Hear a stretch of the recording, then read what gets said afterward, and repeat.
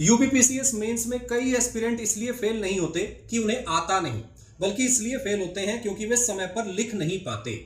UPPCS 2026 की तैयारी कर रहे हैं तो आज एक कड़वी सच्चाई समझ लीजिए।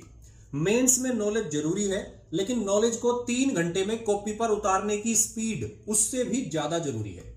बहुत सारे स्टूडेंट क्लास में बहुत अच्छा बोल लेते हैं, नोट्स में सब समझ लेते हैं, लेकिन जब आंसर शीट सामने आती है तो हाथ रुक जाता है, दिमाग ब्लैंक हो जाता है और समय निकलता जाता है। लेकिन ध्यान रखिए, राइटिंग स्पीड का मतलब गंदी हैंडराइटिंग या बिना सोचे समझे तेज तेज लिखना नहीं है।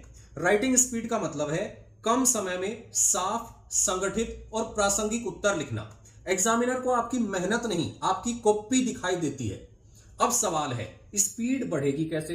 पहला नियम, रोज कम से कम एक आंसर टाइमर लगाकर लिखिए। शुरुआत में 15 मिनट लगेंगे, फिर 12 मिनट और फिर 10 मिनट में 150 से लेकर 200 शब्द लिखने की आदत बन जाएगी। नियम नंबर 2, आंसर लिखने से पहले 30 सेकंड से लेकर 1 मिनट में स्ट्रक्चर सोचिए।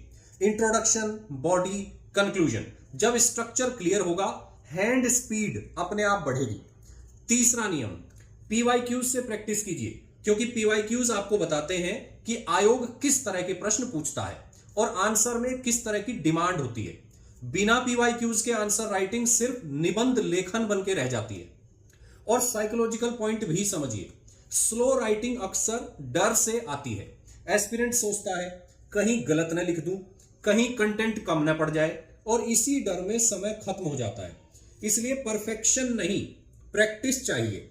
आज से रूल बनाइए, daily answer writing, weekly test, fixed time limit, और हैंड राइटिंग जो है वो रीडेबल हो। यूपीपीसीएस 2026 मेंस में वही आगे निकलेगा जिसे सिर्फ आता नहीं, बल्कि जो समय पर साफ और प्रभावी तरीके से लिख भी पाता है।